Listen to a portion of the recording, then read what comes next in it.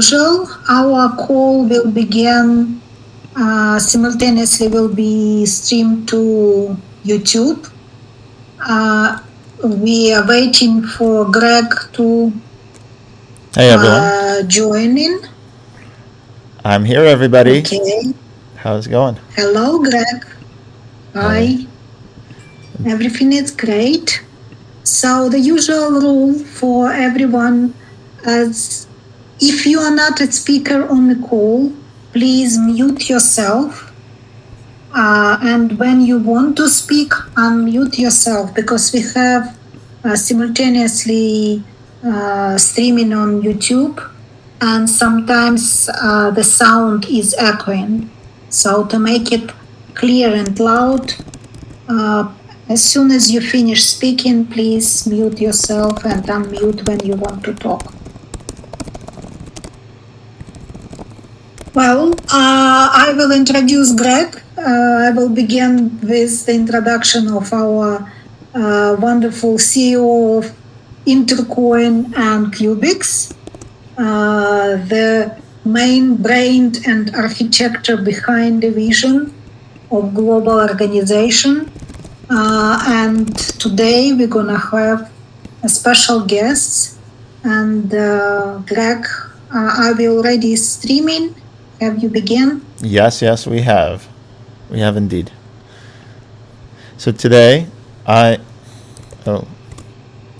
yes, we have. We have indeed. So today, we have the ladies of blockchain.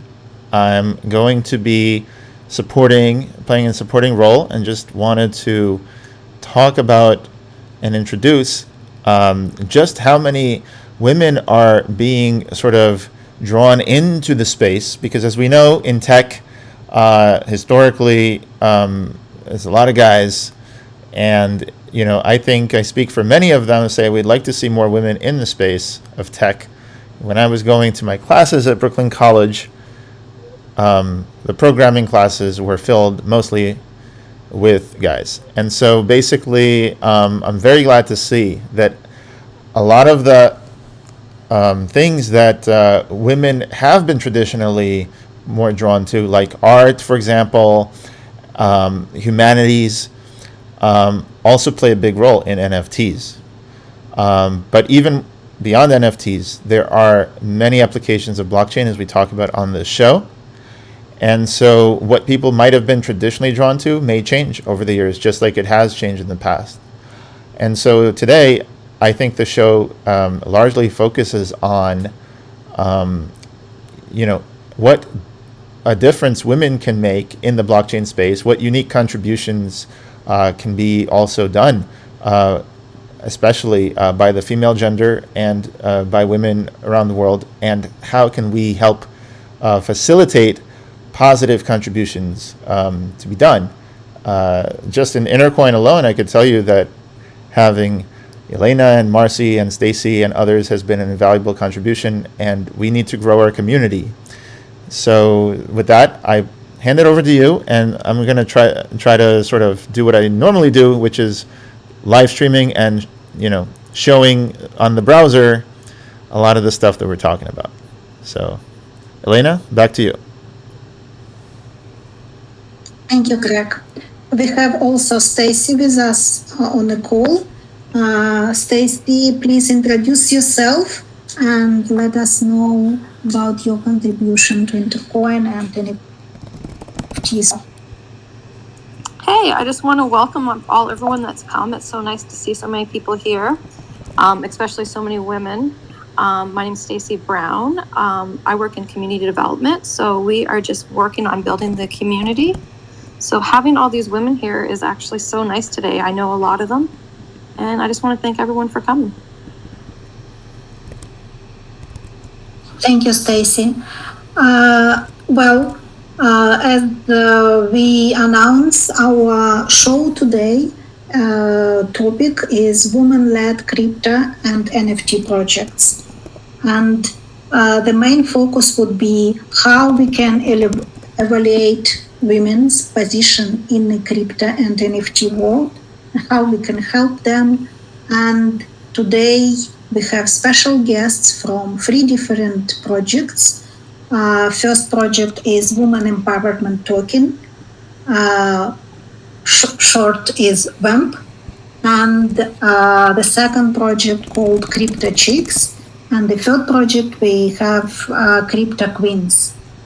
All representative of projects already on the call, and I'm very pleased to begin our conversation with the beautiful Levinia, who is co-founder of Crypto Queens, and she joined our call the first, and I would like to introduce her because she is actually one of the top voices on LinkedIn. She was just recently announced, and she's the founder. Not Click on only the globe Crypto to see our Queens, users but around the world. Sorry, go ahead. It's automatic. yes, and she also a founder of Women in Blockchain Talks. It's her company in UK, and she's based in UK. We met several times on different events, and I really respect what Levinia does in the crypto world. And she's also she's one of the rising women of Crypto Power List and Tech Woman 100 in 2020. Lavinia, please, the floor is yours. Come join me, and we will talk about Crypto Queens. And first of all, the first question is why it is female-centric NFT marketplace, and how you come with the idea about this project. Okay, thank you so much, Elena. First of all, I just want to, highlight you. You've been in this space. Since I've come in this space, I've known you, and you're consistent, graceful, and passionate about what you do and about Intercoin. And I appreciate you inviting me to this call this evening. Okay, so with that being said, as Elena said, I am the founder of Women in Blockchain Talks. It's community-led, and but it's for profit. I didn't want to create a non-profit business. I'm tired of women working for non-profit or little profit. So start as you mean to go on. And I've been running Women in Blockchain Talks for the last 2 years. And off the back of that, it's introduced me to many, amazing people such as Elena. And it's also introduced me to different elements of the blockchain ecosystem, including NFT. So I already knew about NFTs from back in 2017. Individual who's actually quite well renowned in the NFT space. His name is Frankie Nines. And he launched a project called Substock. So it's like What's Up Ducks.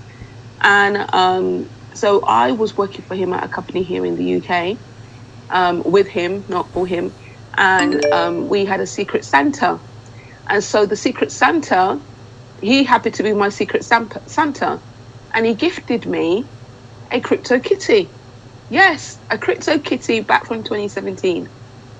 And at the time, I knew it was like crypto. I knew it was an NFT, but I hadn't got a wallet. I didn't know how to activate it.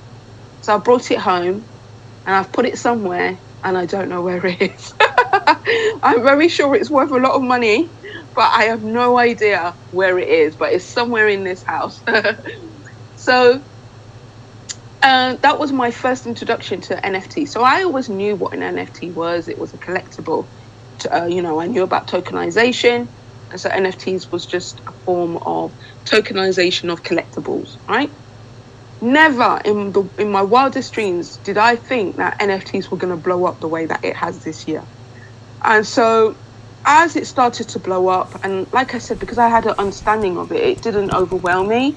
And I thought to myself, there's a lot of information out here about what NFTs are, but it's not showing me how to mint an NFT. So one of the things that I did was I reached out to my network, and on my network was Masha. And Masha happens to be the head of communications at Rarible.com. So I said to her, would she mind doing an event with me where we show people how to mint? Because I'm not seeing that in the marketplace. And so she said yes. And then I got 2 other speakers, a lawyer. And then I also got a influencer by the name of Myrtle. So with that now being said, I was like, okay, this is interesting. This is good. And then Masha said to me, you could create a storefront on Rarible. So I was like, oh, that's amazing. We can create our NFTs, the group of ladies who sign up to the course. And I just want to say, Women in Blockchain Talks is female-led, female-centered.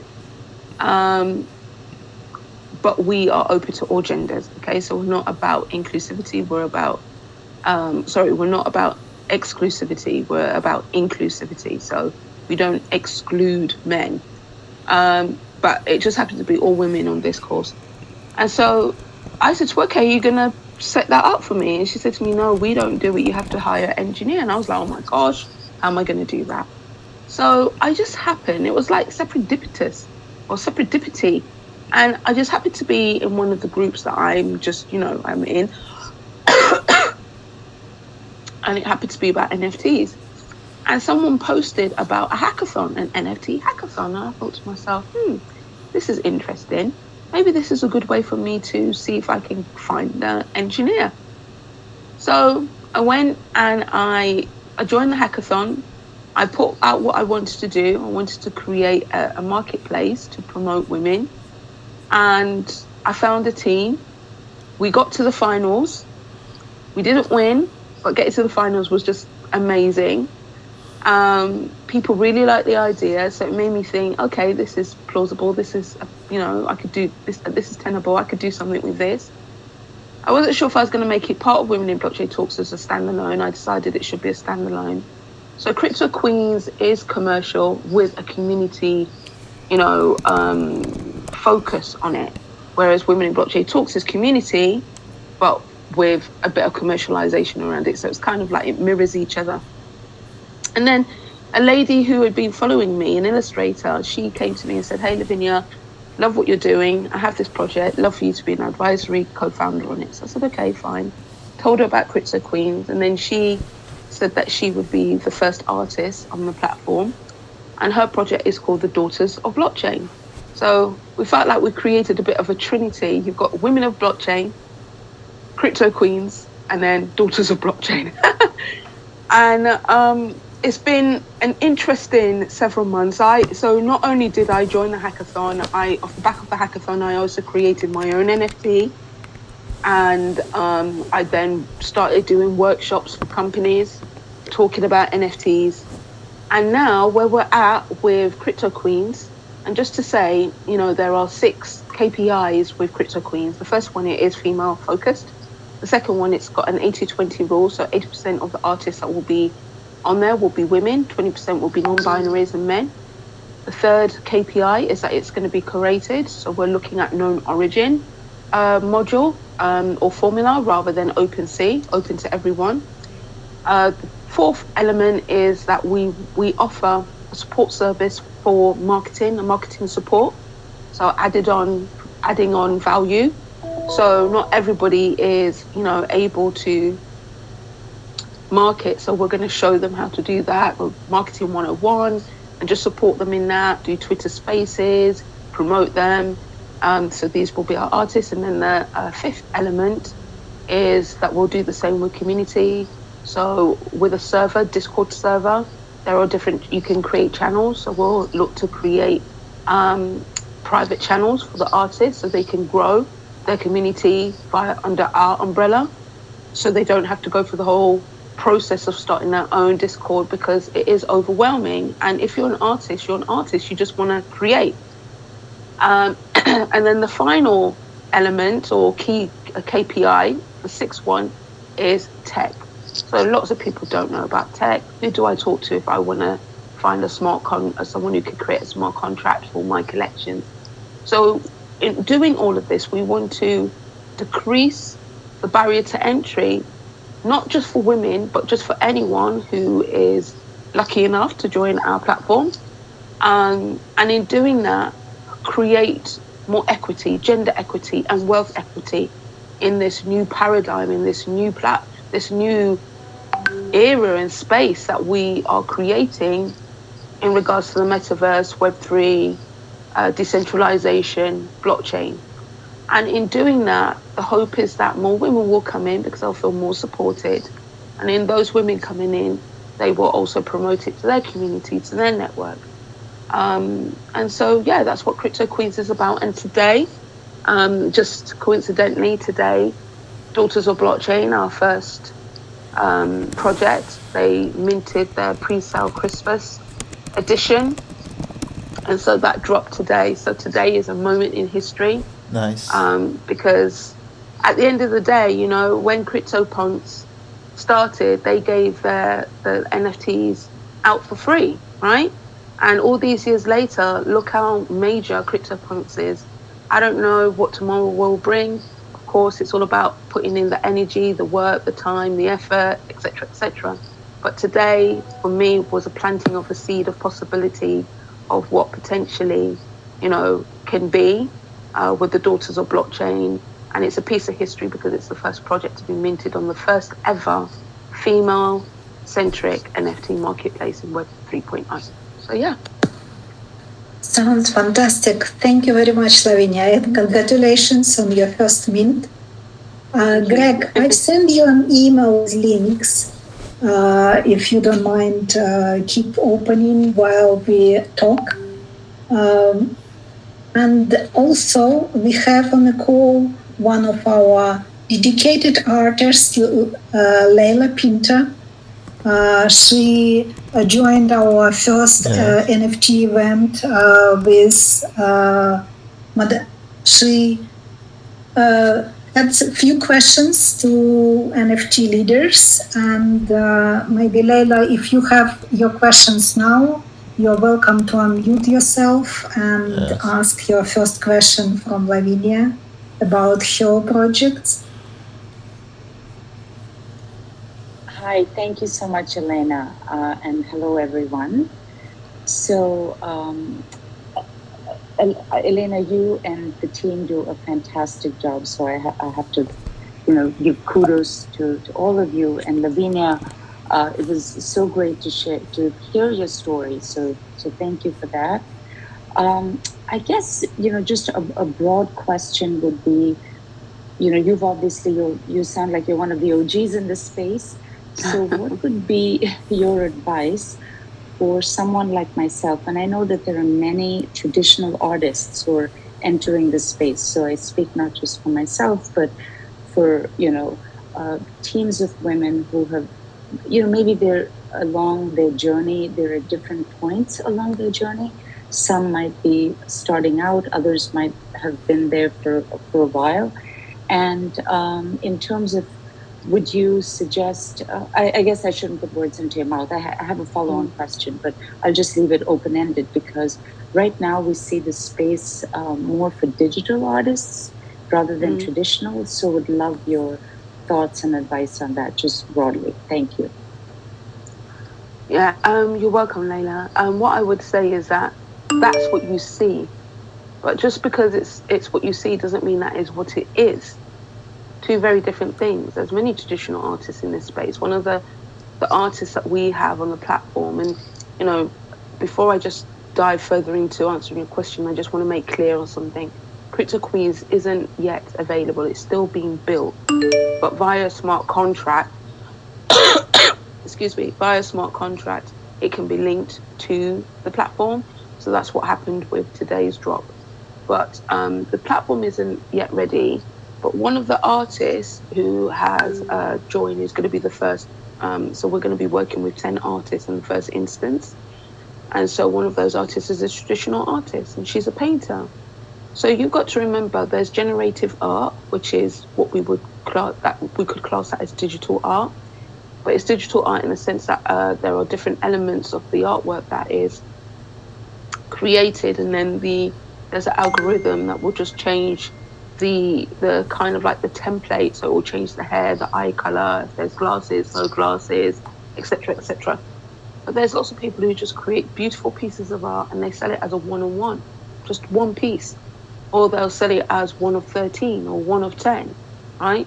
So that basically means there's 10 versions of it that has now been created as an NFT, and it's for sale. That's the NFT that I created was a picture of myself. I put a filter over it, you know, because I'm not an artist and I'm not creative, and I'm selling that as my NFT. Remember, an NFT is a digital asset, and the key thing is to make sure you have copyright to all aspects of that image of that NFT. But an NFT can be anything that you it could be a picture of your hand, if you so wanted it, if you so wished it to be, right? Of course, who's going to buy it? I don't know, but an NFT is just a digital asset. Art is very subjective. So some people will buy generative arts. There's a lot of flippers out there, meaning that they'll buy into projects, flip it, make their money, and then move out. But there's also a lot of people who just wants to support artists, like traditional artists like yourself, who have created your piece and you've now digitalized it, and it now sits as a digital asset on the blockchain. And you can sell that digital asset with the original artwork, for example, or you can sell it as two separate pieces. So, you know, there's a lot of misconceptions and myths with people coming into the space. One of the things that I say to a lot of people coming to the space, stop thinking about, you know, the sort of limitations. Take the limitations off and start questioning, what if I can, rather than can I? Two very different levels of mindset. What if I can, rather than can I, you know? So that, I hope that answers your questions. No, and just to get started, yeah.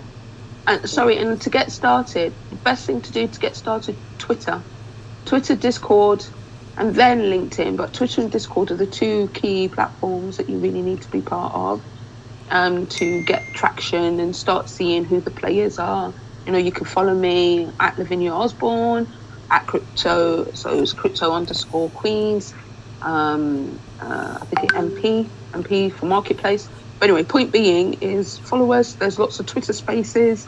Twitter spaces are like audios like this, but it's just on Twitter. And they're fantastic. They're brilliant, right? And you can find a Twitter space every hour of the day throughout the whole day. So there's no reason why anyone can't find their space in this NFT community. Now, creating and selling, that's a different topic, because at the end of the day, you have to appreciate that people are not just going to buy from you because you're you and because it's an NFT. You have to build your reputation. People have to know, like, and trust you. And there's a lot of people in the NFT space who are becoming doxed. And doxed means that they're showing their identity because people want to know who they're buying from. So that's my 2 pence. Sorry, go ahead. No, that's fabulous. Thank you. I mean, that was a great segue into my second question, which was, how does one build community as an individual artist? So I have actually been in Twitter spaces, and I'm new to Twitter. I mean, I've had an account since, for several years that I never opened, but I went back and reactivated my Twitter after an NFT NYC, and I have participated in a lot of spaces. I've been mostly quiet and kind of listening, but eventually I think I will, get to the point where I host a space, but I want to make sure that I'm thoughtful about it.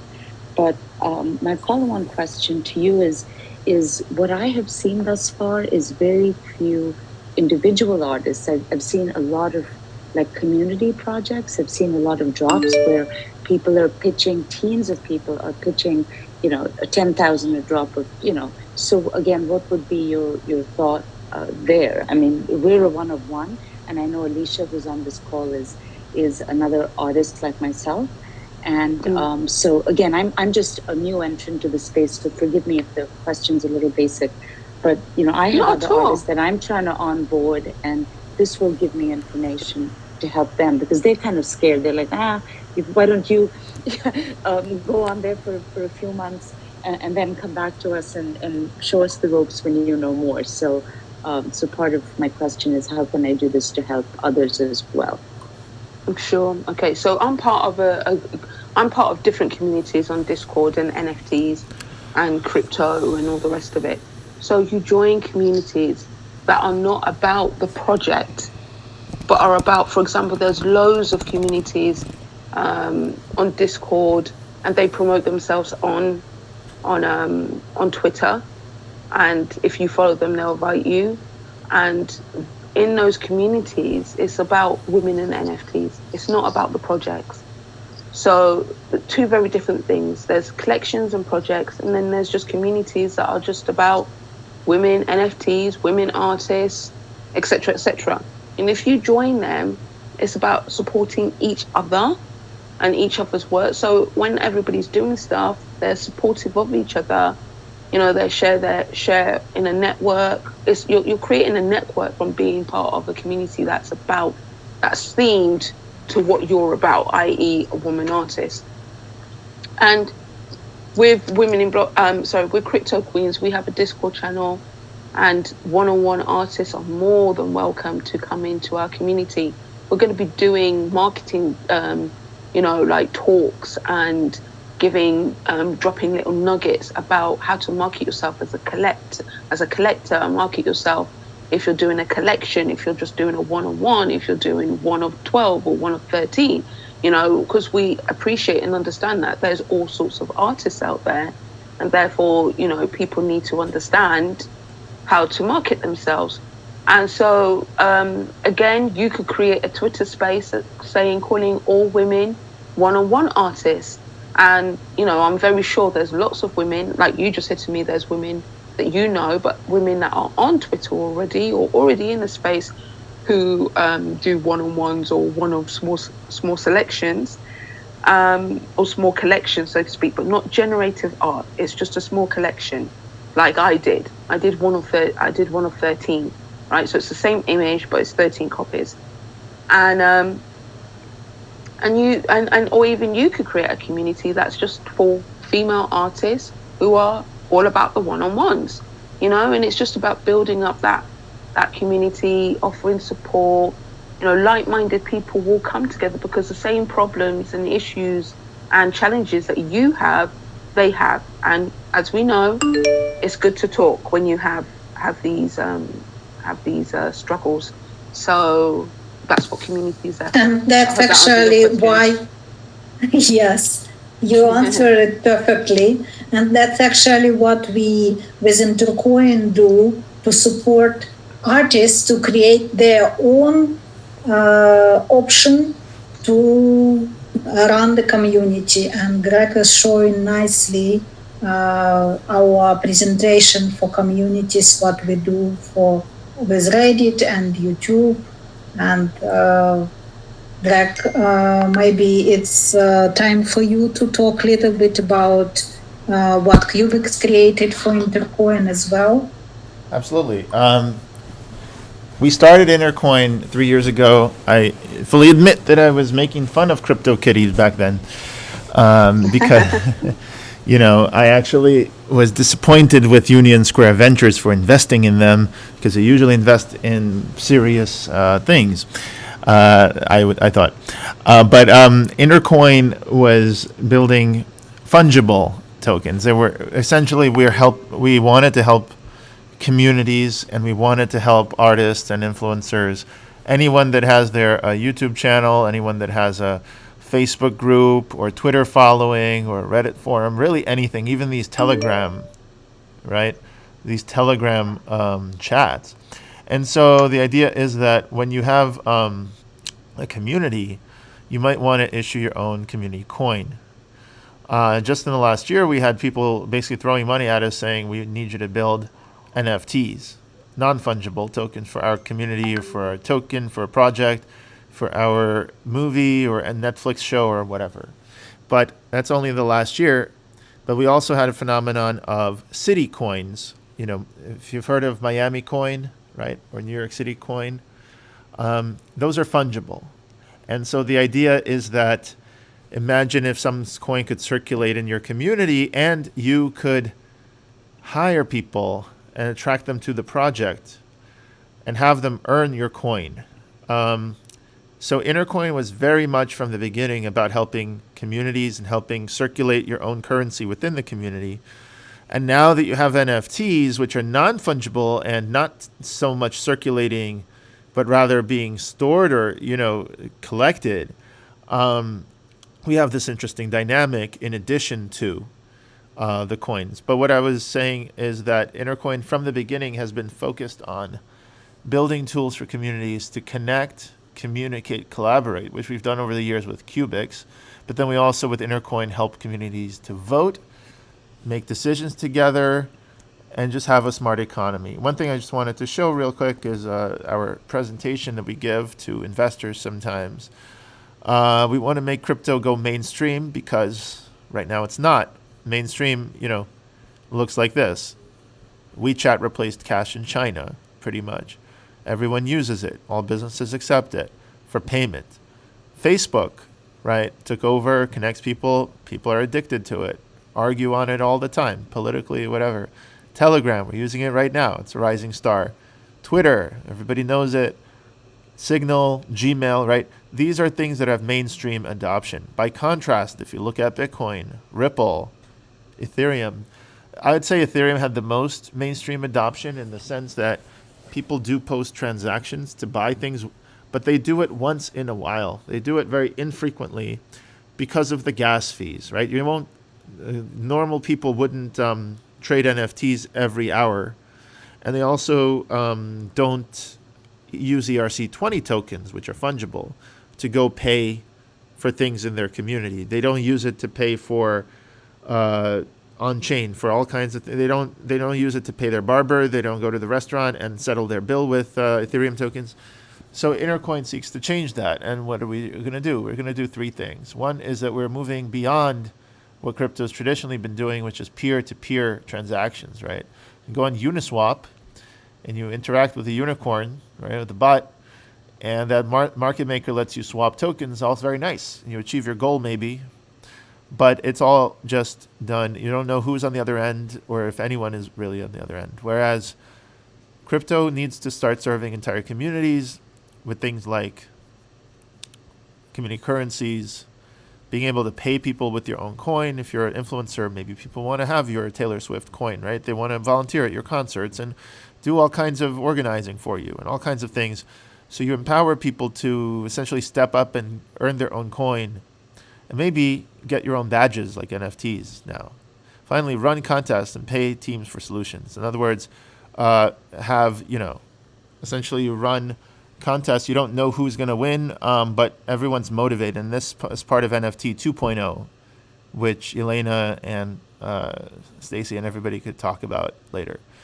Also, people in the community space can make decisions on chain. That means finally you can do the kind of things we do once every 4 years, and it's very expensive, right, to run an election.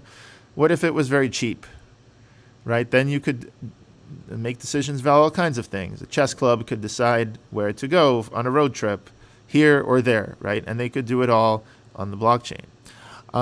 Community governance can then be done, and people could see how someone came to have a role or permission. It wouldn't be a black box saying, well, the mayor appointed this person, so therefore that's why.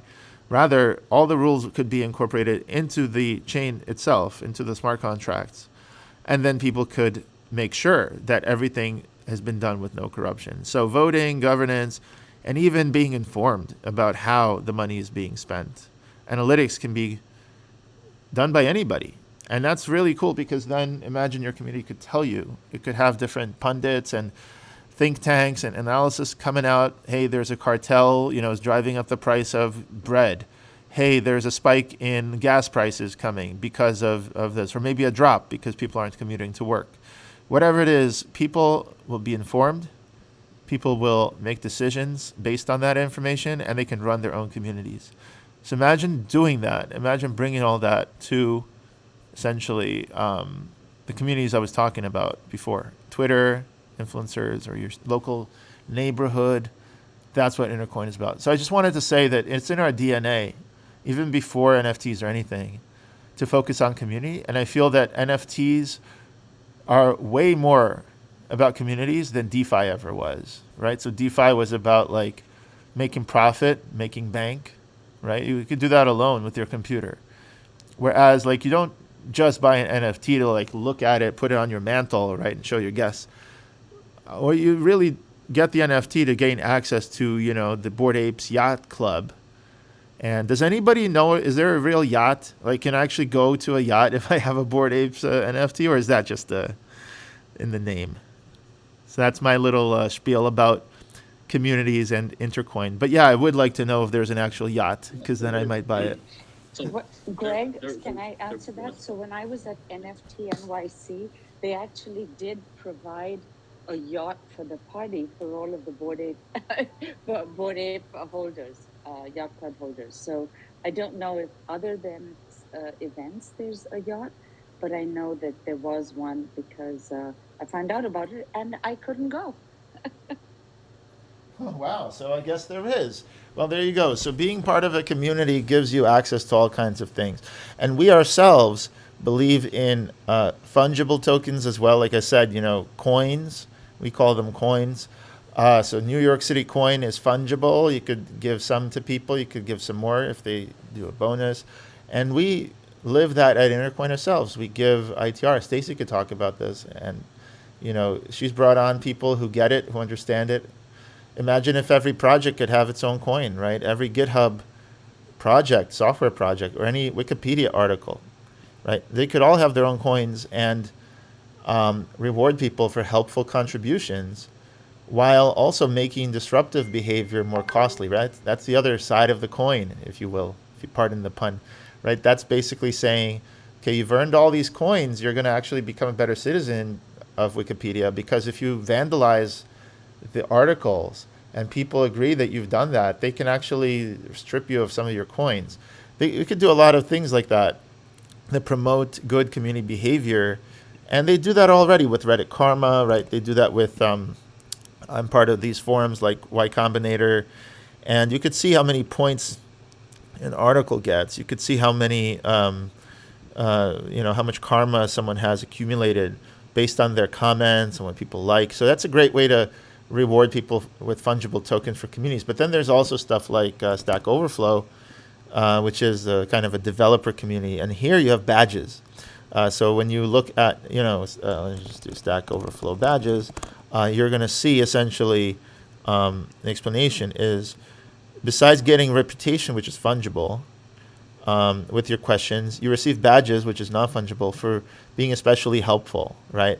So you could get a bronze badge, silver badge. You could get badges for all kinds of things, for all kinds of conditions. Like when you manually award a good answer to your question, or you answer your own question, or you go back to a question with the score of 100 or more. In other words, all this gamification stuff is not new. It's existed in Web 2.0. It's just been centralized, but it does help so much. Look how many of these badges have been awarded: 167,000 badges for people that respond to a post that was inactive for 6 months, right? So that kind of stuff is useful. And then these guys have gone on to build the community forum software that we use at Intercoin, as well as many other projects like Ethereum use this community software. This forum has plugins for badges and reputation, all kinds of things, which helps to bring up these other metrics like replies and views. So if you are someone who's running a community and you want to talk to Intercoin or other vendors about, hey, maybe we'd like to get some NFTs, maybe we'd like to get some coins. Intercoin does this kind of consultation. We've done it for years. This is like 3 years ago. I was on a panel talking to people from Kick Messenger, actually. And then these guys went on to build on Solana, which they announced here. So that's how I knew, by the way, Solana was going to be big. It's because 3 years ago, they say we're going to Solana. If you want something that's like real life, you don't want your profit to get pulled, waiting for 3 confirmations. So one thing we noticed though is that for payment processing, it seems that a social networking layer that's already there is a really good sort of substrate. And some more examples. So I was moderating this panel, and I was just kind of asking questions which are very similar 3 years ago than they are today, just different language. I was talking about social networks, existing communities, and the topic was, well, how do you make payments, right? So whether it's NFTs or whether you have circulating coins, you want to have a underlying social network. So then this is what they say. I found that Facebook Messenger implemented payments years ago. iMessage implemented this year, and Gmail. You can even send money through Gmail, which is a kind of social network. So do you think that maybe existing social networks, WeChat I think is the best example, right? WeChat was a social network and then it implemented payments. But none of those things were crypto. So now, like WeChat's not crypto, Facebook is not crypto, Gmail, iMessage, they're all sort of centralized databases that you trust Apple, you trust Google. Do you see this as being like in the next few years? Does payments have a different path than these sort of slower store value? Because you can park your money in a real estate, you can park your money in something, right? But when you have to actually transact, I'm curious about like the existing connections between people. Is that something that you think is necessary to leverage? Or is adoption, can it happen just sort of like as the network grows with payments, like Venmo, then they add the social later and they try to grow the social from the money rather than the other way around? Yeah, so I think when discussing social media and payments and transactions peer-to-peer, like I said before, I think it's slowly by slowly going to become more mainstream, more accepted. Also, a lot of these big social media companies, they react to regulators and how lawmakers, react to blockchain and how those payments are being processed. But I think eventually, yes, I think we're going to see more and more. I just, I'm yeah, sorry, I don't want to it's hijack this really- with, I don't want to hijack this it with three really guys on stage. Back sound. Yes. All right. Later we can see this in the YouTube. Yeah, I don't want to hijack this and three guys speaking on stage because this is supposed to be about women in blockchain. And here I am bringing two other guys into the conversation. But I just want to say this person here, he was from Kick Messenger, and he announced that they were going to move to Solana. They're looking at other blockchains. This was 3 years ago. And my point simply being that maybe perhaps we could talk about a little bit Ethereum being the current dominant platform. And why is that? I've always wondered that, and I openly say it. Why do people use Ethereum when there's like Binance Smart Chain and Polygon and all these other things? And now OpenSea started to finally support it. Do you think there's going to be a move away from Ethereum? Because I think that has very huge knock-on effects to community, because you can't have a community if everything costs $100 to do. That's kind of something I just wanted to put out there to everybody on, today's conversation is like, what do you see the future next year? Do we move to Polygon? Do you think that's going to help move more operations to the blockchain and have it more, community based than it is today? That's basically my kind of. I want to leave it there. I would say that Ethereum has its place. It's established. People trust it to a degree. But I do think people who are in this space and are looking for alternatives, because it's such a fast-paced space. And I mean, Daughters of Blockchain is minting on Polygon. We've built on the Rarible protocol, but the Rarible protocol, which is different, it's connected to Rarible.com, but it's a DAO. Rarible protocol is a DAO, and they're doing on-chain with Polygon, Flow, and Tezos. So you can see that there is movement, there is a shift.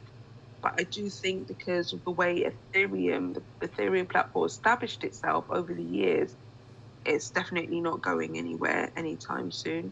And maybe it will just become maybe a bit elitist for those who can afford, like the BAYCs, of the world. Because sometimes it's not just about the quantity, is it? It's about the quality. If there's enough numbers to generate and keep moving Ethereum, then... But I think also we need to look at the fact that Ethereum is proof of work and it's moving to proof of stake. So what is that going to look like? How is that going to reduce prices? Will people move back once proof of stake is available? So these are questions that I don't know the answers to right now. Thank you, Levinia, for your informative suggestion as well. Lavinia, by the way, quick question about Daughters of Blockchain. I'm curious here, you have, it's kind of like a scratch-off lottery, like you don't know what's behind this. Can you tell us a little bit about the loading part? How does that work, and when does it get replaced with the actual NFT? On Christmas Day, because it's a Christmas pre-sale. So you buy it now, and it's a Christmas gift. We're saying that, you know, purchase one for Christmas, Secret Santa, stocking filler, or as a present, and then on Christmas Day, it will be revealed. Nice. Very nice. Yeah. All right, beautiful. Please support. Thank you, Eleanor. Thank you. Thank you, Lavinia, for your time. We really appreciate you. We also have on the call Elisa and Aubrey from CryptoChicks. And if you please introduce yourself, tell us a little bit more about CryptoChicks and how you began to work with it, and what is the actual plans for CryptoChick for 22, for example. You're welcome on the call, and please unmute yourself. Yeah, hello everyone. Nice to meet you all, and thank you for allowing us to participate in this. CryptoChicks is a 10K generative art collection that's on the Ethereum blockchain.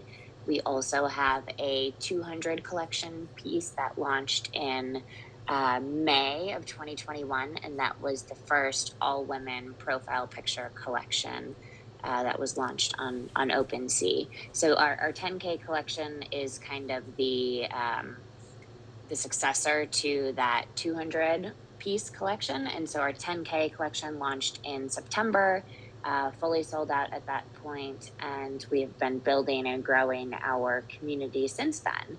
And really our mission and our vision here is building a community that, number one, empowers women within the space of crypto and NFTs. We have a lot of people that join our community that are entirely new to this world and need help with things like setting up MetaMask and little things like that. So we create a very inclusive space where people can ask questions, get support, and really have an open environment where they can get started. The other big facet of our community is embracing the diverse beauty of all women. So we're very proud that our collection represents women of all skin colors, hairstyles, different types of jewelry. Some have tattoos, and we really feel that there's an opportunity for anyone to find a woman within the collection that they can really identify with. And there's a lot of folks in our community that really appreciate that opportunity for representation, etc. So for the future plans for 2022, to answer your question for CryptoChicks, we are really focusing on how can we bridge the gap between the real world in terms of fashion and retail and the metaverse. As we've seen over the past couple of months, there have been quite a few big retail companies that are making partnerships and buying land in the sandbox, for example. And we are having active conversations with quite a few big companies and helping them understand, number one, how do they enter the metaverse in a way that's not disruptive, right? There's a lot of backlash to big companies that try to get into Web3 without having the proper thought process about how to be respectful of the existing ecosystem. And number two, we're really focusing on brands that we feel will allow our community to derive value from by having some sort of value that we're giving back to the community, right? But it's also a way for people to represent their individuality within the metaverse by having digital wearables from different brands that they love in real life, to be able to wear those as they go to events in Decentraland or in the sandbox. And so that's our really big strategic priority for 2022. We have some partnerships that we've already established that we'll be announcing soon. And then beyond that, we're working on things that sort of tie into that mission and that vision, like staking our CryptoChicks in order to return a coin that can then be used for various different purposes, and other ways that we are just kind of building and growing, engaging our community, trying to introduce more women to crypto and to blockchain. Wow, sounds fantastic. We also have actually Stacy on the call, and she knows a little bit more about your community. Maybe Stacy, you can join our conversation now and ask your questions and about the community, what you're interested to know. Yeah, basically, what attracted me to the project so much was it was the first female project. So to me, that was like a huge deal. The artwork speaks for itself, and like it's been mentioned, like I love how diverse it is. Everyone is like, it's kind of like there's a profile kind of almost for anybody with it. So no, I really like the project, and I just want to congratulate them on all their success. Like they sold out so quickly. Yeah, I don't really have any questions, but like if there's anything else Aubrey wants to share, Aubrey's the community manager. I have a question, by the way, just really quickly. How much of this was hand drawn, or in other words, manually prepared, versus how much of it was computer generated? Like I see so much variation, like the hair, for example, here, the curly hair. Surely somebody had to draw the hair once, right? It's probably combining all Yep. kinds of things. Yeah, go ahead. I'd love to kind of get a little. Yeah, so that's exactly the way that it works. So each of the traits is hand drawn, and they're created as layers, and then they're programmatically overlaid. And then, of course, when you overlay programmatically, not everything is 100% perfect. So you generate more than 10,000 and then kind of go through and hand select the ones that you feel best represent the combination of traits. If you go to, so this is our 10K collection. If you search crypto.check singular without the S at the end, that's the collection of 200 that we have. And those are all completely 100% hand drawn, and the artwork is all custom, one of one for each of those. There's a dot in the middle. There is Sorry, some yes, scam collections. This is my disclaimer to everyone on OpenSea. Always look for the blue check mark if a collection does have it, because you never know what else you'll get. So that second one that you see there, crypto.check, that's our 200 piece collection, and each of those are hand drawn by our artist Polly, who is an artist based in Russia. And I love the idea. I think I just saw Princess Jasmine here as well, Catwoman. I love the idea of an animated GIF that shows all of them, sort of, or at least flipping through the main ones. That's really cool and stands out when you search. I think it really stands out. So I like that. Yeah, we love the artwork of our collection. So any opportunity we have to kind of show the diversity and the different various attributes that we have within the collection, that's a really good driver of marketing for us, because as I said earlier, oftentimes people find something that really speaks to them, but what might speak to me will be very different than what would speak to someone else. So trying to represent that as much as possible. Fantastic. No, I really love the diversity of the different, characters and artwork. And my only other question is, how many people were behind? Is it one person that really made all this artwork for the 200, or is it like multiple people with different ideas? Good question. So Polly is our primary artist. The amount of work that had to go into creating all of the traits and then going through all of the randomly generated actual artwork pieced together with the different layers was a lot of work. So she had some help from her sister-in-law, but she's the one who drew most of the assets and had the creative directive overview of everything that was happening. Fantastic. Really cool.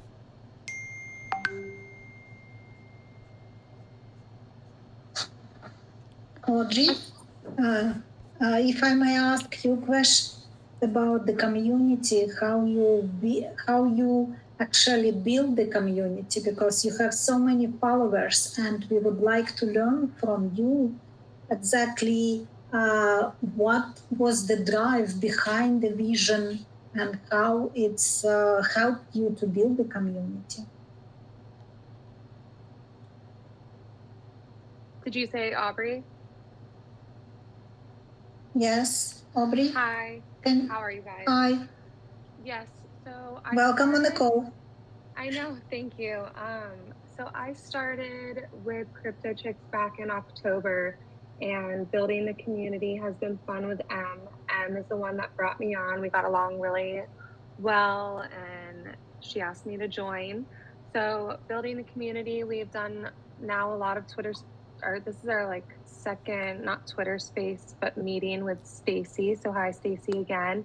We play a lot of trivia in there. I try to fish out any bad things that come in, and I'll delete, and I won't ban people or kick people, but I try to keep it just a really tight-knit, strict community. It's only December. We got a lot of people in the community by going to Art Basel for a week and networking and sponsoring events. We had live sales almost every single night. So just meeting people and networking and bringing them into the community has been my main role, and just keeping it a good, safe environment for everyone. And we don't let people come in there and do bad things or anything like that. Just making it a good space and good environment so we can have a good ecosystem down the road. Fantastic. It's very important. I really appreciate your answer. Well, and do we have any other questions from artists? For example, Alicia, would you like to ask any questions? What is your perspective on your work?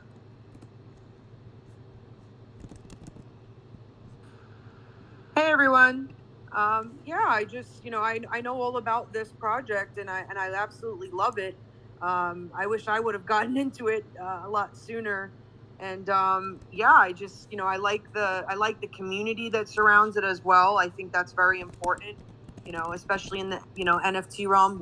We have the best community in the NFTs, Twitter NFT, that's the best place to be for NFTs overall. And I just think it's, women, coming up in, the crypto world, we're definitely coming up strong. It's no longer really a bro culture. I mean, we are coming in strong with all these new projects, new artists entering the space. I've been telling many people and trying to get more women into NFTs, and I've been, doing calls with them as well to guide them on how to,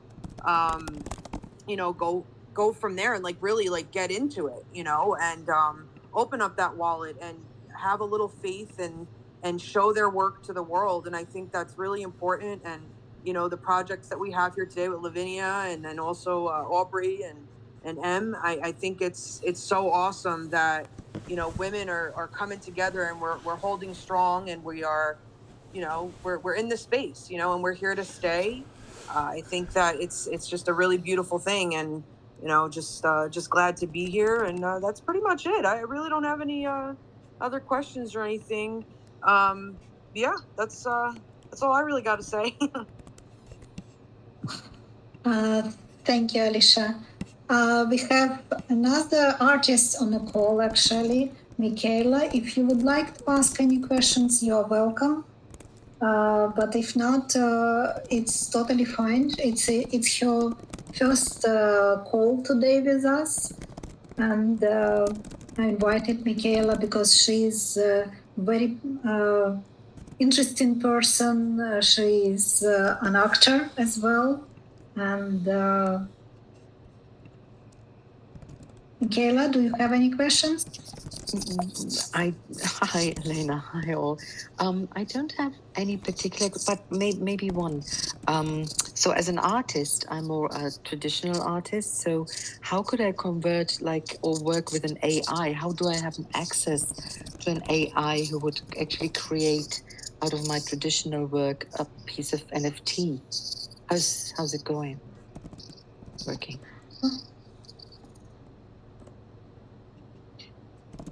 Okay, so nobody on the panel can answer this. I can take a stab at this. So if you have a digital version of your artwork already, yes, I haven't done this myself, as I'm not an artist. I'm more on the business side. But from what I understand, you can upload directly onto OpenSea. If you go to OpenSea.io, there's in the header a tab called, or a button called Create, or at least there used to be. They may have redesigned.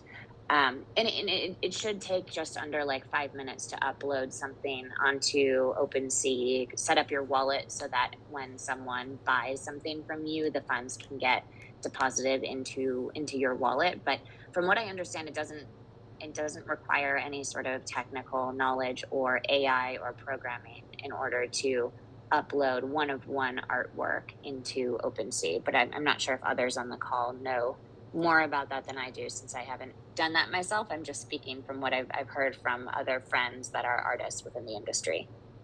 Yeah, it's you're absolutely right. And Rarible.com is similar to that. Known Origin is similar to that.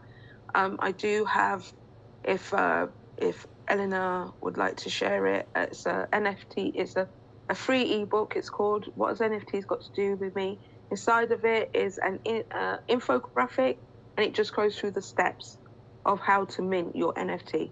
And it's just a free resource I created because, of course, there's many people in my Women in Blockchain Talks community who also wanted to know, how do you mint an NFT?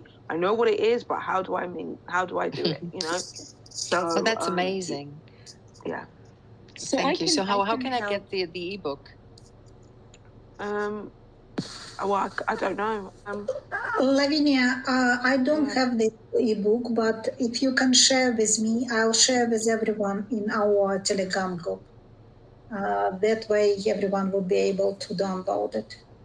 Okay, I'll send it to you now, and you'll have Thank it. you. You're welcome. So hi everyone, I have to. Go ahead. I have to head out. But it was nice meeting you all. I appreciate it, and thank you so much for having us on. Thank you. Likewise, absolutely. Yeah, I'm here for a while. Hi, so I just Wonderful. want to share. Can I speak, Elena? I just wanted to also. Yes, please, Leila. Yeah. So it's was your question just simply how to mint a painting that you have a JPEG of, or were you trying to animate it? I understood it as you wanted to have some animation going on. Was that not your question? Because if it's just straight minting, I can walk you through the steps, and we can do this offline on Rarible, and it's pretty much the same, I think, with OpenSea, and Alicia's on OpenSea. But we can walk you through that offline. So just either follow me on Twitter or ping me here, and then I can just walk you through the steps. Yes, I can also help you as well. You can always DM me or message me as well. I'm definitely up for helping you out. Are you looking? So you're looking to mint on OpenSea or just any platform? Well, I'm so new to it, so all names you're saying right now are like Chinese to me. I have to get my head. And it's like, okay, so minting I never heard before, the platform names. So I'm the before even I'm a greenhorn, totally greenhorn. So I was I'm say, appreciating your help. We will help you. You just stick with the community on Intercoin forum and in Telegram, and we will help you with all your questions. No problem Thank at all. you so much. Thank you. I would also say, Michaela, have you heard of the word minting money? When No. the oh, okay, all right. So that's where it comes from. Here in the UK, I don't know if it's a British thing, but usually when we create money, like fresh money, it's called minting. And so okay. I think that's where the term came from.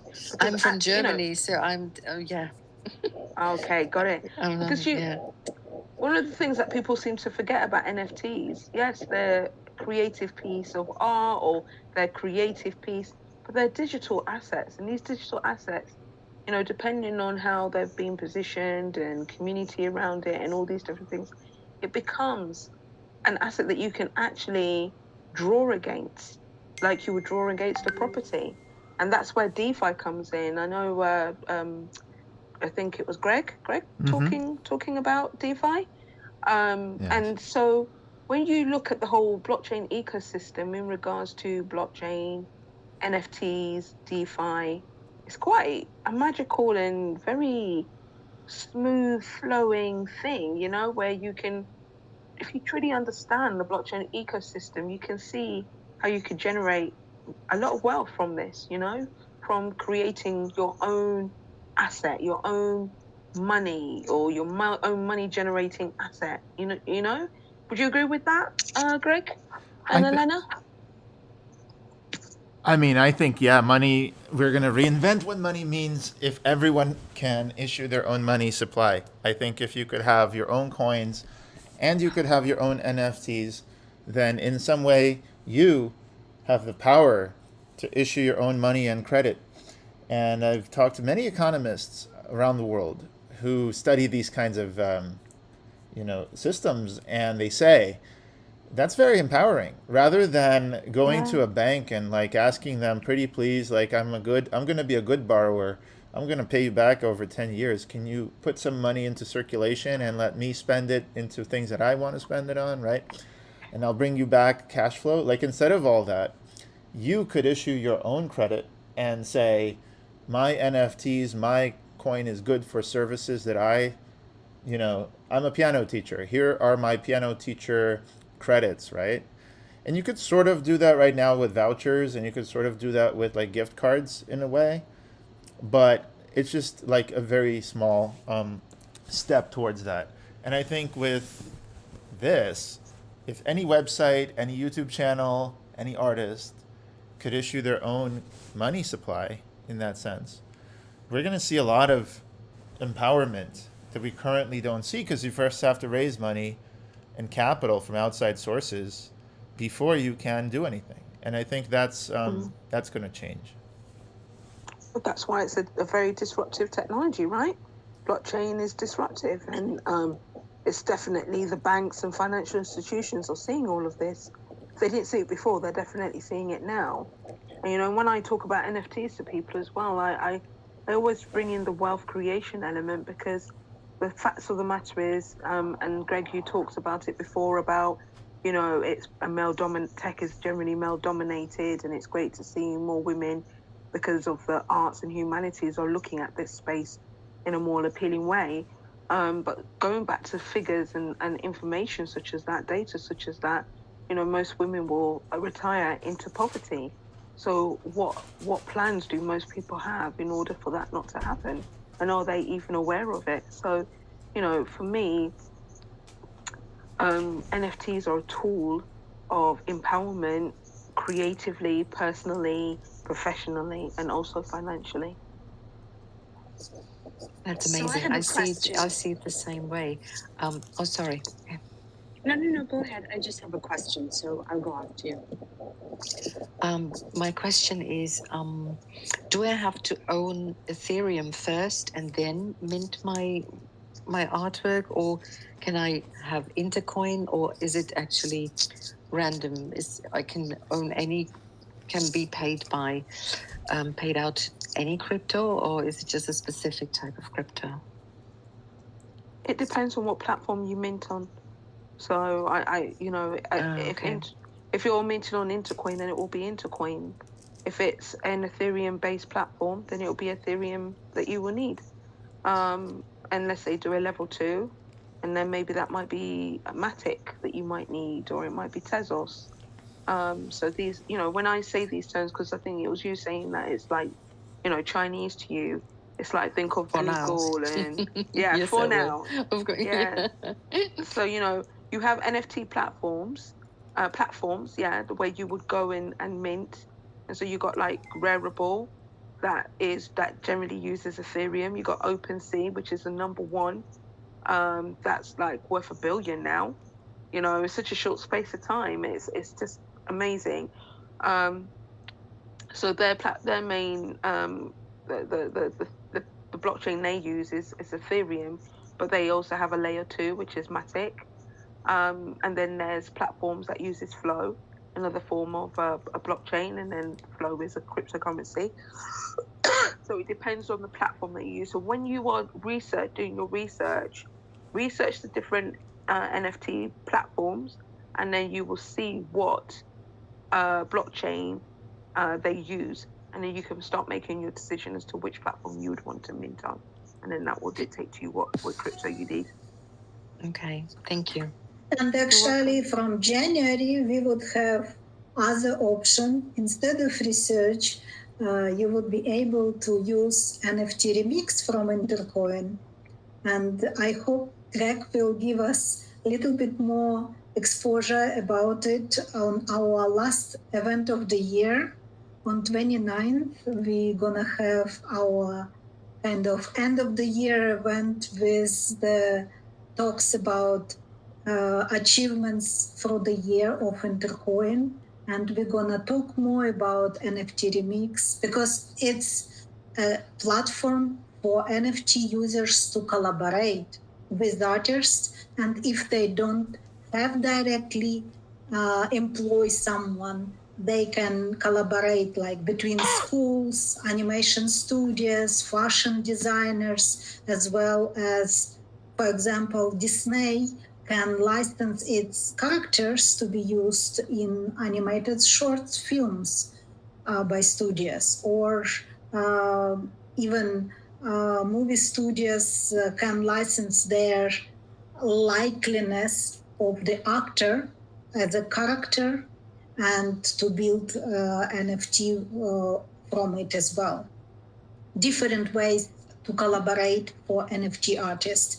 And also not only for artists, like I had a conversation literally this week with the dear friend of mine, Trust. She is not on the call anymore. She was in a call today with us, but she already left.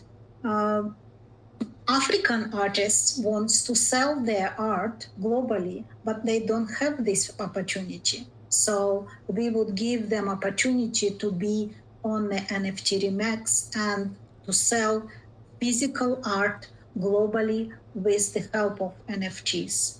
Possibilities for collaborations are endless, and even Times Square billboards, our wonderful Leila had already this experience with her art visually presented was on a Times Square. Leila, can you talk about it a little bit more if you want? Tell us about your experience. Yeah, so that was kind of a random thing. It was an employee contest. It was an art and photography contest. So there were several thousand employees of my firm, and we just submitted our JPEGs. And then, so mine, there were a few finalists. I think there were maybe 5 of us. And so there were some photographers. I think I was the only artist.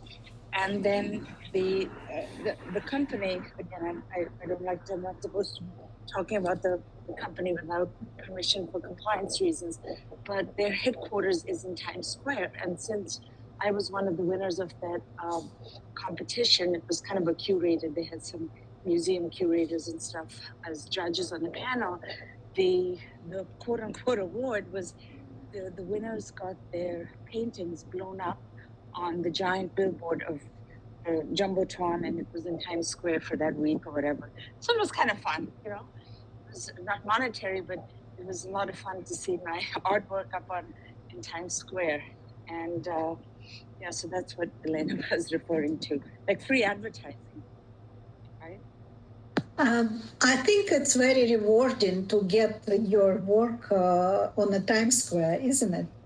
But the point is that NFTs people are holding in their own personal possessions, but we with NFTremix will give them opportunity to collaborate with 2D models and 3D models as well, characters and different celebrities, for example. They would be able to use NFT polls and so on.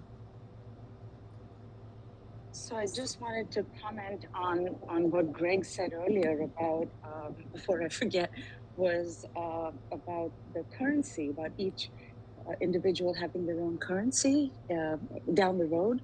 So this, it almost harkens back to, you know, in anthropology, to 101, to when people had they had 10 goats and the neighbor had 10 cows, and the third person had some other, this they're talking of, in prehistoric days. And they actually traded their currency, which is their goat. Say, hey, can you do this for me? And I'll give you my goat, and you give me so many liters of milk and fruit. So that was kind of how they used currency, right? That was their asset that they traded for a good that they needed or service.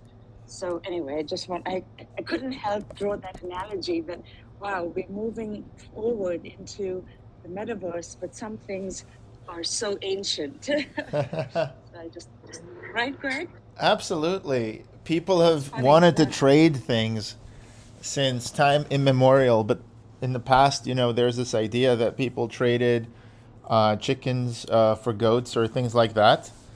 And, the chickens were fungible to some extent, right? One chicken was as good as another if it were healthy and everything. But the thing is, that is called barter, right? Barter economy.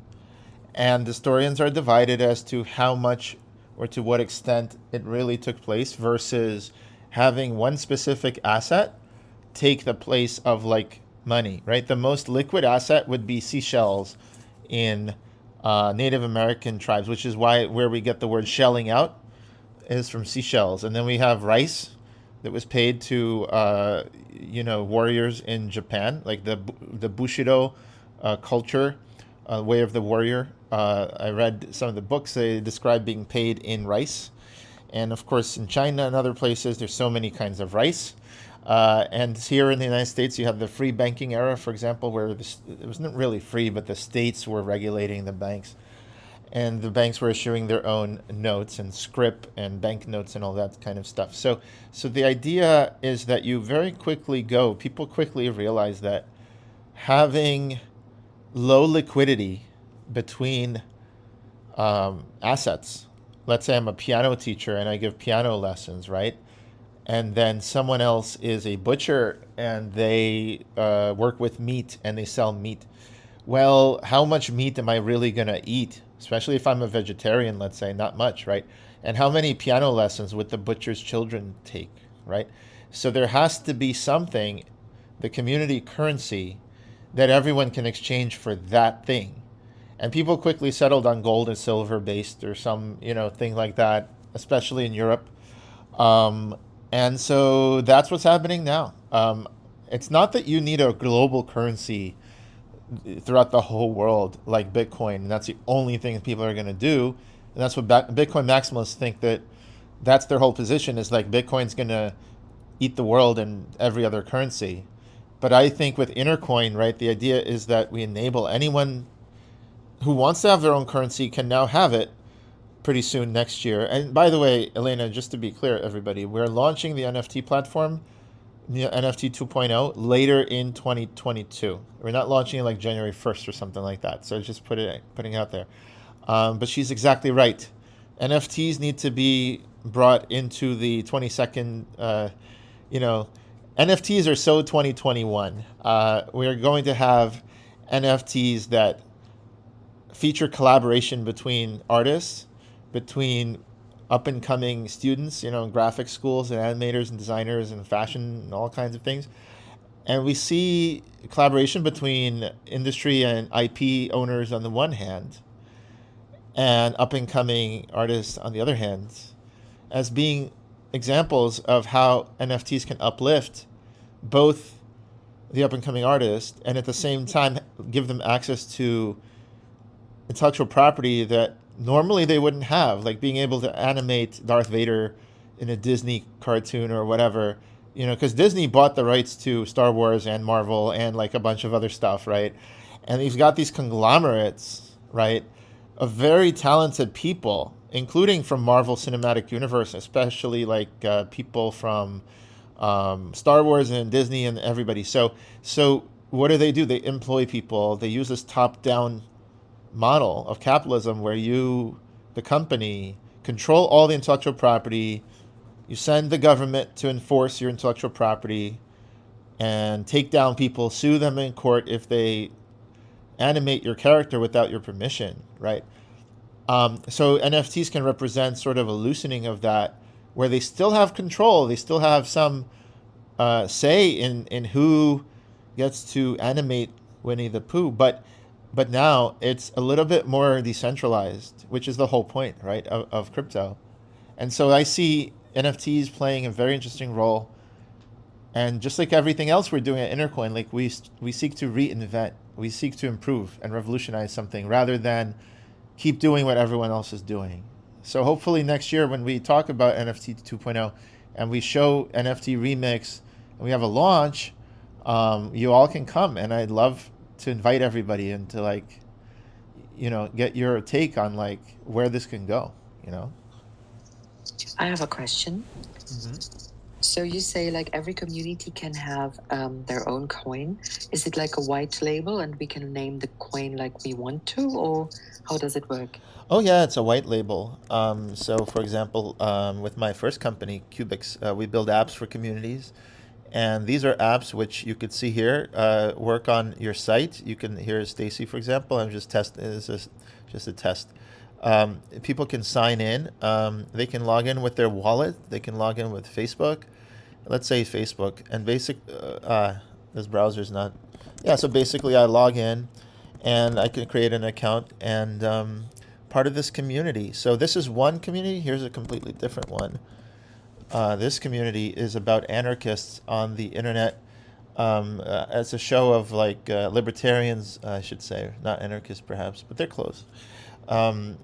I'm friends with a lot of people in the crypto space because anarchists and libertarians were one of the first adopters way of life. of crypto. Elisa Allen is the So UK these are director of these People are for the essentially Ethical shows Treatment of that, Animals, like one of our many show, international groups but expressing here we opposition. help them to award credits for listening to the show, to become a supporter. You can also sponsor the show. This goes through the old banking system where you pay $10, but this goes through crypto. And so if you notice, these guys, they didn't want Facebook, they didn't want Google, because they don't want to be throttled or controlled by large corporations controlling their brand or identities that people put here. And so that's the point. We've already built so much that Intercoin can build for you not only a coin, but it could build for you an app, a web-based app like the one you see here, or like the one I was just showing. And it helps people to do all kinds of things, including events, including getting together, and just forming a community. And unlike Twitter, unlike YouTube, and all these other things with super chats and Patreon and all these other ways of making money, the way you would make money here is directly from your members investing in your coin and investing in your project, and buying your NFTs, perhaps, or earning them through actions like hey, I'll invite some people to on Facebook, or I'll invite people through a QR code of the person I'm just standing next to right now. So we've built all this, it all works, and next year is when we're going to market. And that's what we've been doing. We've been taking investors on board who understand the idea, believe in the idea, and help us to turn it into a revolution where instead of having to, like I've heard this question raised in this panel right now over and over, how do you mint NFTs, right? How do you do it? It's not an easy problem. It involves things like smart contracts, which we have to build. And even as we talk, like here's a non-fungible contract among many other contracts that we've built. Non-fungible contract that we pay to be audited, that it can be then deployed by our customers. And so 5 hours ago, for example, we were working on it. And like I said, I'd like to see more women in tech, not just on the front end, but also on the back end, like a lot of dudes working on the code. So last night, for example, I committed this code into the repository, and then later in the night, morning started. Some of our developers are in Russia and Ukraine, and they fixed up a bunch of stuff that I did, and then they added to it. So and the idea is in the back end, you've got all these smart contracts that are essentially running the actual, shall we say, the actual code. And just to show you, one of them is like, for example, this, right? It looks like that. And these are the rules by which smart contracts operate. And the beautiful thing about smart contracts versus other programs, like let's say the programs running the web servers on these, right, on these websites, is that the smart contract runs in the open with the entire Ethereum network verifying that the operations were done correctly. And so the smart contract's the first time in human history that you could truly trust a program to do what it says it's going to do. Here's what it says, and as long as you can understand it, or someone can audit the program and explain to you what it's supposed to do, right? Ever since then, you know that Uniswap is going to swap your tokens. You know that Aave lending marketplace is going to give you the best rates from the market and so on. You know they're not going to suddenly change up the program on you like they could with these web servers, right? They could totally serve you. One day you come and Facebook serves you a completely different interface, right? They could do whatever they want. And so that's the difference between code that is proprietary, owned by Facebook and Google and lives on their server farms, and they'll never give it to you, versus code that we literally, there's no way to deploy it unless it's like open source. And almost the opposite problem of like making sure there's no fakes and no, people don't just steal it and repost it as their own and so on. So basically, this ecosystem is what we do. We build that, and then on top of that, we build the front-end interfaces, which you just saw. And when you put it all together, you got a community where you have events, you can check in, you can invite people, you can earn credits for all sorts of different cool things. You could have conversations and meet people in the community that share interests that you share. You could share articles, you can do all kinds of things, and at the end of the day, credits and fungible tokens is just one part of it. It's not all about, ooh, I have this postage stamp, or oh, I have a balance of this many credits. It's not about that. Although I do have 890 credits, so yay to me. No, it's about communication, collaboration, and community. I guess you could call it the 3 C's. And so credits can be a 4th C. And that's it. That's what we do. Anyone who wants a website turned into a social network community that anyone can simply edit their profile or find people with common interests, select what they want to do. That's what we do. We empower communities to work together, and that's Intercoin, basically. And always adding value as much as we can to the community. Thank you, Greg.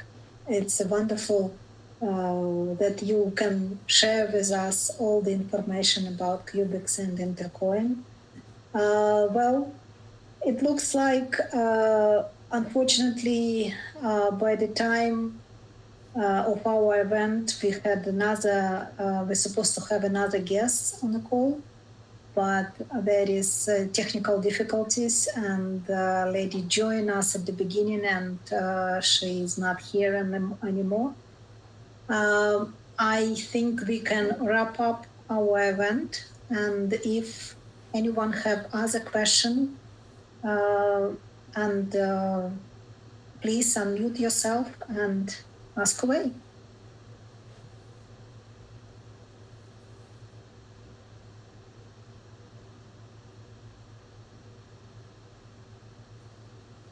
I just want to thank everyone. Thank the huge turnout of women that have came together. It just shows what's happening in the industry, and hopefully we continue just to grow together. I just had one question. Yeah, thank you so much for hosting this. But, if the other people need to drop off, feel free. I just had a question for Levinia, which I typed to her. Hi. Do you want me to repeat that question? Yeah, sure. Yeah, ask the question. It's fine. Yeah, so I've discussed this offline with Alicia, but I'm still grappling with the idea of, as a one-on-one artist, and you mentioned this, Levinia, what should the strategy be if we're planning to, say, do 10, an edition of 10? Not just the pricing, because the pricing presumably would be 1/10 of the original. But is that advisable? I mean, I've heard some people say never do that, and I've heard others say well, as you're still an unknown NFT artist, this is a good way to spread your work around. So, there's pros and cons. So I just wanted your take on that. My take is, what's your objective? What is it that you want to do? That's ultimately what it boils down to. What is it that you want to do?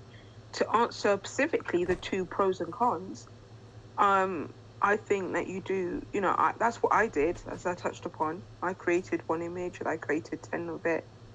And I'm building a brand, and I know that it might not have value right now, but as my brand grows, my personal brand grows, and this market space grows, then it will have.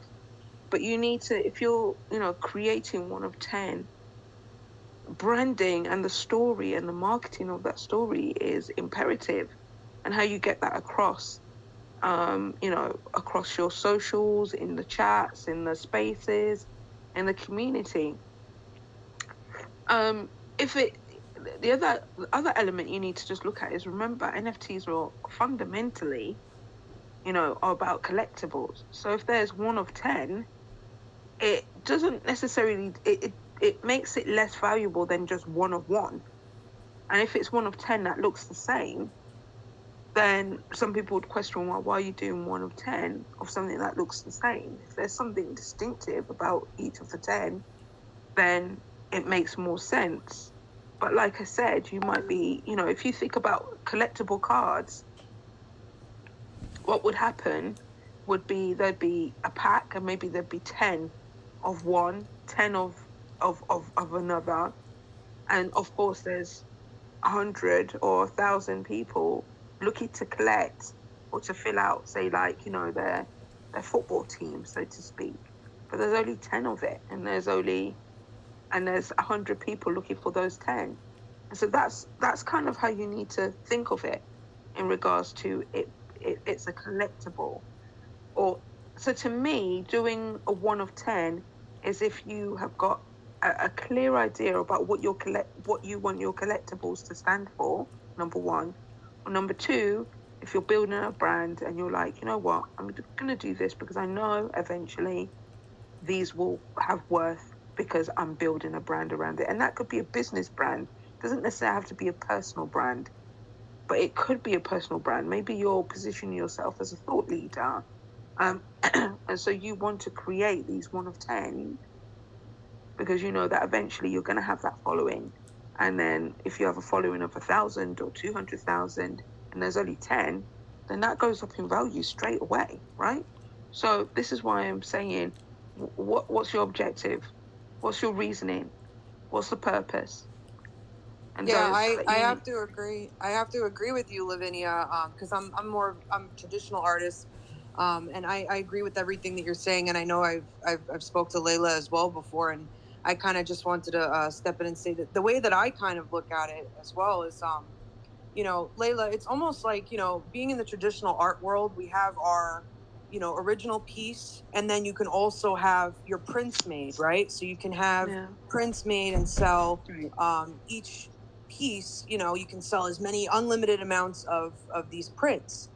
Now, in the traditional world, some curators or museums, galleries, stuff like that, they look at that as, okay, well, you're selling prints, your stuff is not as valuable now, it's not as rare. So you have to look at it also from that standpoint. In the traditional art world, is your piece, if it's a one of one, a true one of one, then it's a rare piece, right? Because there's no other piece like it. So then you have the projects like Levinia is saying, that you have these pieces and you have that objective and you have that plan behind it, where you have 10, an addition of 100 or 10 or 50, and you have this plan and you build this community around it, and then everybody gets a piece of that piece, basically. So Lavinia, I definitely agree with everything that you were saying. I just wanted to step in and say that a little bit of a comparison there with the prints and the traditional one pieces, kind of go from there with that. So perfect. No, thank you. That's super helpful. And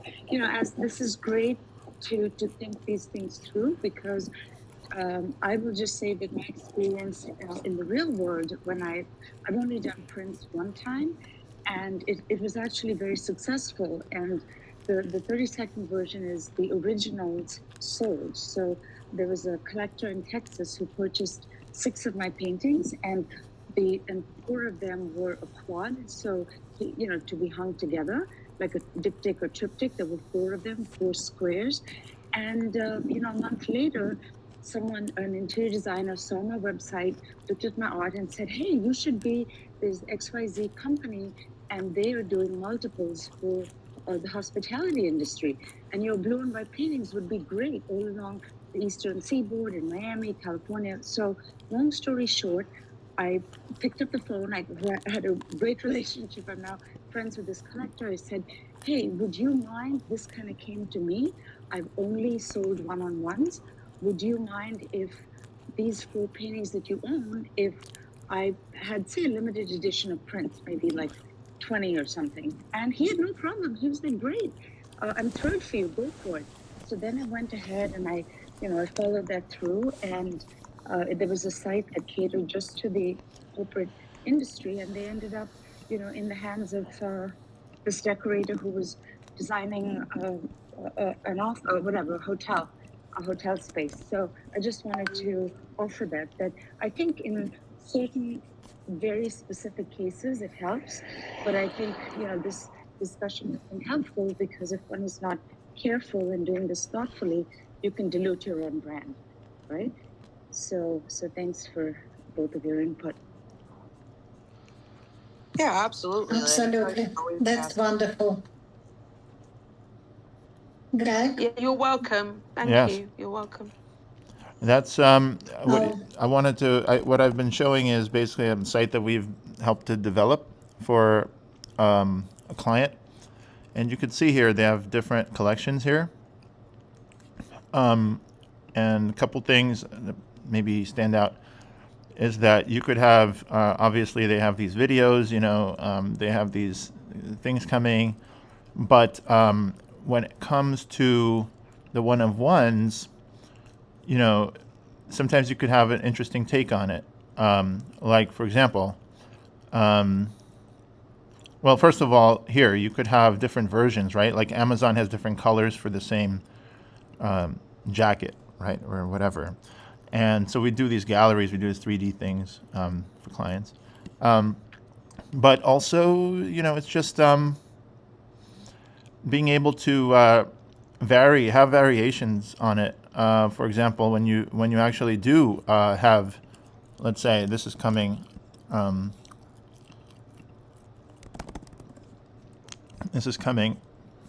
tomorrow actually.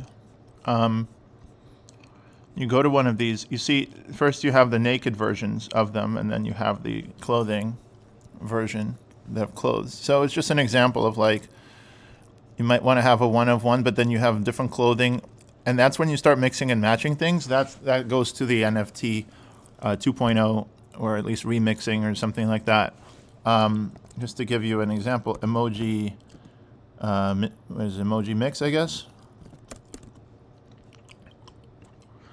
Where you have one emoji and another emoji, and they have a baby, and then those emojis together can basically, one second. So like you can combine, right? And sometimes you get very interesting results. Google has this thing called Emoji Kitchen, and it's completely free, but it gives you the idea of like, hey, you can do mashups of emojis. They often come up with new ones for your keyboard. That's an inspiration to me because you can combine concepts, and they hand drawn this. But of course, what did they do? They employed people directly as a corporation, right? And then they went ahead and put it out in all their Android keyboards, so you can use it. But my point is that what if it was a collaboration between fashion designers and movie producers? Then you could get all kinds of interesting takes on like Angelina Jolie's new character and the new movie, etc., etc. So NFTs can help to decentralize these things and hopefully turn the one-of-ones into something where, yeah, it's one-of-one, but then let's say there's 1,000 of those instead. Now it's a 1,000, and then other designers, other artists buy it, and they draw clothing on it, right? They decide how to customize it, and then this is what we call NFTs, where literally it's a tree of possibilities, starting from the original possibility. In this case, I guess a naked alien, but it could be whatever, right? It could be this one, and then ultimately gets dressed by different artists, not the same artist who made it. And the same thing with Disney creating a Winnie the Pooh. Winnie the Pooh is like the raw material, but then you can have all sorts of stories, right? Marvel characters can have all sorts of fan fiction.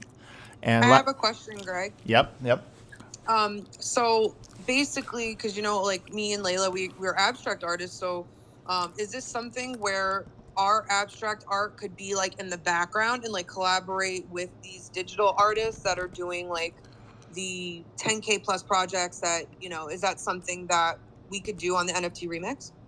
I think so. I mean, I'm thinking right now of like all kind of, Pollock, what is it, paintings, right? Jackson Pollock. And like a lot of... I do a lot of that, like action painting. Yeah. Action painting. Yeah. I see that. Like I see a lot of like from that, school of and I don't know like much about art, honestly, as much as like people here. But it just came to mind, right? There's also, besides Jackson Pollock, I thought of like, who's the guy who did only lines? I forgot. There's like a lot of lines. Well, there's Vasily Kandinsky. He did a lot of weird Yeah. stuff. And then Pablo Picasso did a lot of like, he's all abstract cubism type of stuff. So Yeah, no, there was an American guy, but I forgot what it was. It was famous. Only lines. Let's see, paintings with mostly lines. That was, probably will never find like that. But basically a lot of lines, abstract. Anyway, so yes, abstract art. I don't know how much collaboration can be done on it. It's not the first thing that comes to mind for me when it comes to collaboration, right? I mean, certainly there's a certain chaotic element to collaboration, and there was just something which I thought was very inspiring. $1 Million Homepage. Have you ever heard of this? By Alex TEW, British. no. All right, so this was, I'm going to say 15 years ago, this guy made $1 million. He auctioned off one pixel, not auctioned, no, he sold it for $1 per pixel, okay? And people bought it, 1,000 by 1,000, $1 million, and they bought, that was like the first NFT, basically, if you don't count domain names. $1 million homepage, wow, I'm old. This was 15 years ago.